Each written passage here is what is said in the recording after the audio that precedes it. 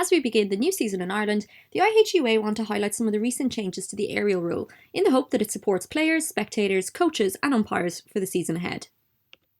We've focused specifically on the aerial rule for a couple of reasons. So firstly, new guidance around interceptions was brought in last year, and now that they've been in play for a few months, we want to make sure that they're reviewed so that they're still being understood.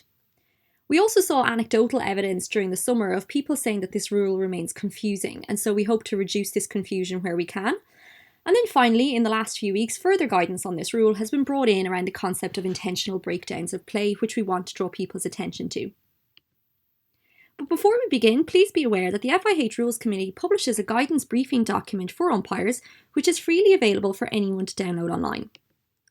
Simply go to the FIH website, click Our Documents, scroll down until you see the section labelled Umpires and Umpire Managers, select Umpire Managers, and you'll see the document link at the end of the page. When you click on it, you're provided with the opportunity to download it as a read-only file. It contains multiple clips and highlights areas that umpires need to be aware of and consider for the game. So please visit this link if you have more questions following the end of the video. Before we go into the actual specifics of the rule, there's a couple of things to note when it comes to aerials. First of all, it's important to note that what we see called major world events and how we see it called at some of our local leagues are not always going to be the same. And this is because, as with any sport, skill levels and speed is going to play a big role in what we can and can't let go. However, what's non-negotiable with this rule is the concept of danger. We do not want to see people contesting for the ball in the air, and so this is what we want to avoid when we manage it. Finally then, please be aware that angles are everything, so you're not always going to have the same viewpoint as the umpire on the field in terms of the space and the movement of the people around you. So, when we talk about the aerial rule, we break it down into two components. Firstly, is it safe on the way up into the air? So does an opposition player have to take evasive action to avoid being hit by the ball or not, and where are they when this happens? The second component is it safe on the way down? This is the more complex of these two components, and it's the area where confusion seems to be more likely to occur. So we're going to focus on this bit for the rest of the video. So when judging safety on the way down, it is the umpire's job to firstly determine, is there a clear receiver? A clear receiver is a person who is in clear space during the last 20 metres of the flight of the ball. Typically, we consider clear space to be about 5 metres from another player. They are not necessarily the intended receiver, but they are the person who is on the path of where the ball will drop. So for longer aerials that travel a greater distance, the starting point of players is not as important as where they are as the ball is on the way down.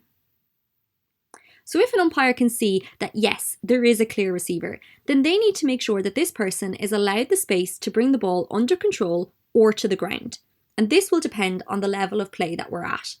This means that opposition players must stay 5 metres away from them or not encroach further into their space until this has happened. However, if the umpire sees that there's no clear receiver, then they need to call a free against the team that puts the ball into the air. No clear receiver means that there are 2 or more people in the same space as the ball drops, and so allowing the ball to fall between them would promote contest in the air, which is what we want to avoid. So the team who puts the ball into the air is penalised because they are judged to have created danger. So let's look at what this looks like. Here we see the team in white throwing an aerial ball, and their teammate is the clear receiver. They are in clear space to receive it, and the opposition player in red allows the ball to be brought down and keeps the distance between them and the receiver as this happens. So there's no danger here, we can play on. In this clip though, we see danger created by the team in white. The black team throws an aerial ball for which their player in the middle is the clear receiver. The team in white encroaches into this space while the ball is still in the air, and then continues to encroach as it is trying to be controlled. So the initial receiver is not given their 5 metres of space, and so the free is given against the team in white because of this.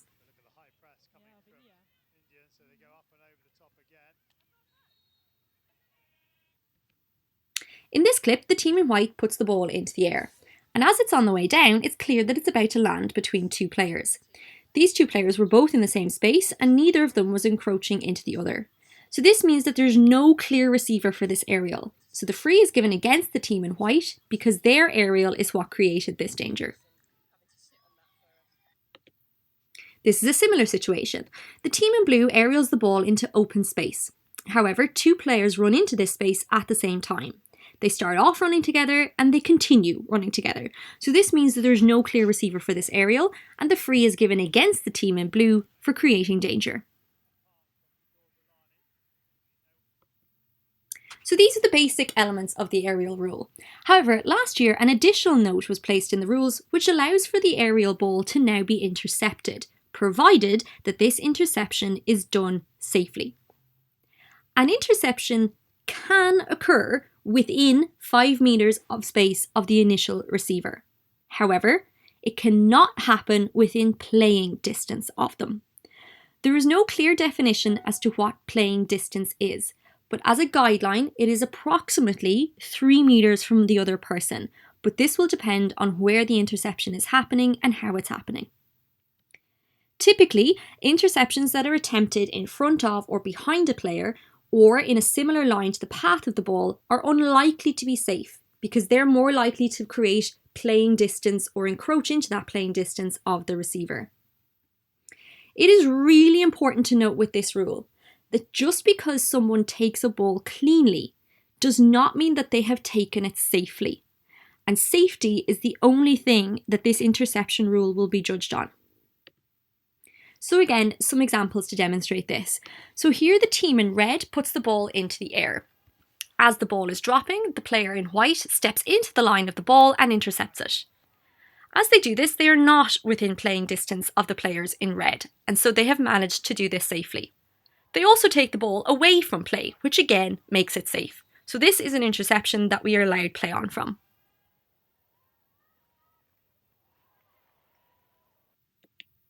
In this clip, the team in red puts the ball into the air and the player in red is the clear receiver. The player in white encroaches into their 5 meters of space, but they maintain playing distance between them. So this is a safe interception. The ball simply goes out of play over the sideline.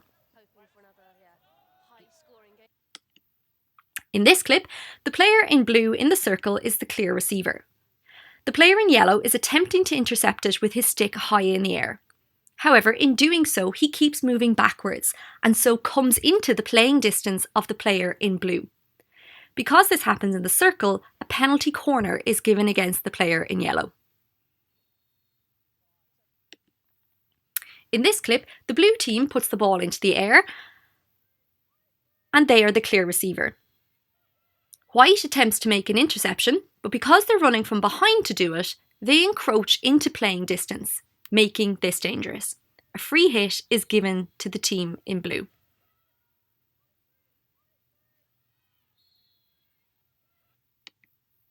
So for the most part, this is all the information that you need to know about aerials. As an umpire, you judge it on danger, taking into account who the initial receiver was and whether any attempted interceptions encroach into playing distance or not. However, there is now one more thing for us to consider. New guidance has been brought in about the concept of intentional breakdowns of aerials.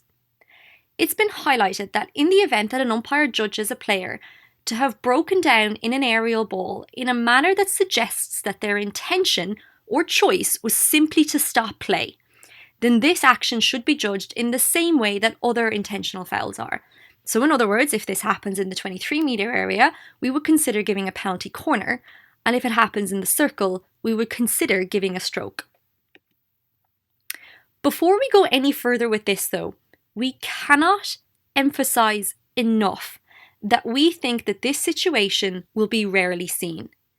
And this is because as players are now allowed to intercept a ball within 5 meters of someone else, the umpire must be completely sure that the act was an intentional breakdown of play and not simply a misjudged interception.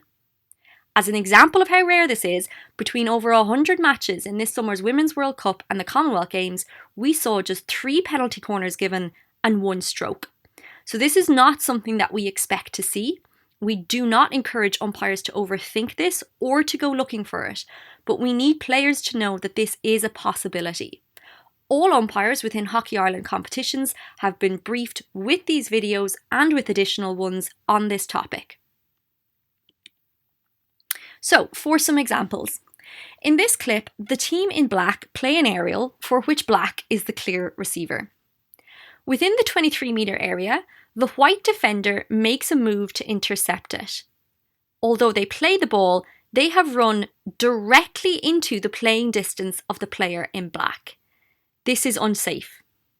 This particular play has been judged as intentional, and so a penalty corner was given against the team in white. The reason that this is considered intentional is because the player in white has run directly at the player in black from a long distance away. He has never tried to slow down and didn't try to get further ahead of the ball. So it is unlikely that they were ever going to be able to win this ball safely in this area, and that they took a choice and a risk to do this. And so the penalty for this choice not working out is higher, and so a penalty corner is given against them. Again, important to note here that even though they have won the ball cleanly, it is not safe, and that is the reason that it's given as a penalty corner. In contrast, once again here, the team in black puts the ball into the air to a clear receiver in black.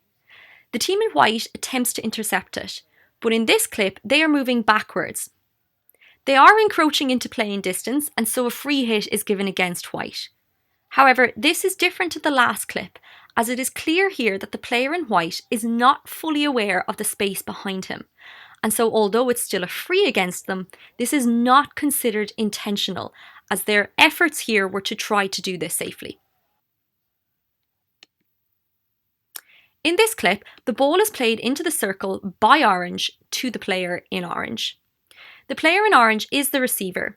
However, the ball is landing away from them and to the side, making this less clear as a situation as to what may happen or how the ball will land.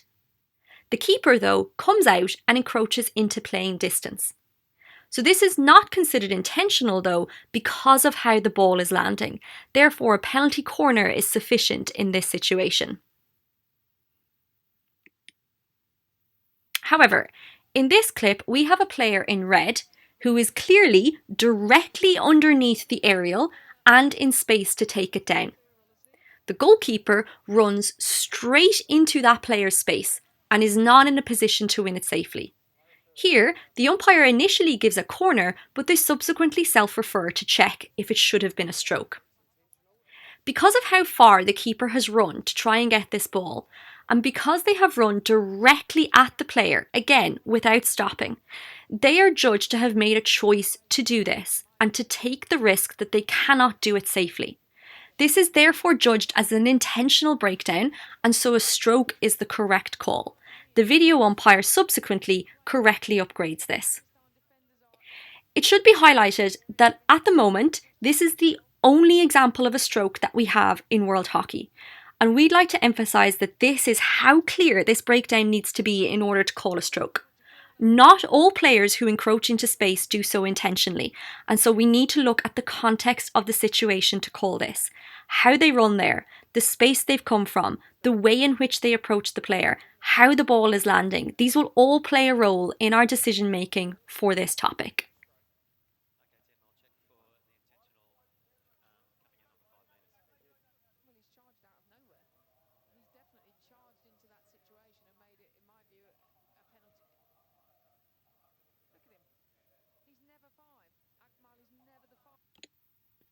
So, we hope that this short video has helped to outline some of the key principles that are considered when managing the aerial ball in hockey. As outlined at the start, differences in skills and abilities, both from a player and an umpire perspective, may result in differences in terms of what's allowed play on and what's not in this situation. But the important thing is the principles should remain the same regardless. Should you have any issues or questions relating to this or umpiring in general, the IHUA contact email address is provided here if you need it. Hockey Ireland, in conjunction with the IHUA, will continue to advertise for development courses throughout the season for you to attend to develop your skills and confidence in this area further. So please keep an eye on hockey.ie and other social media channels for this throughout the year, and please enjoy the season ahead.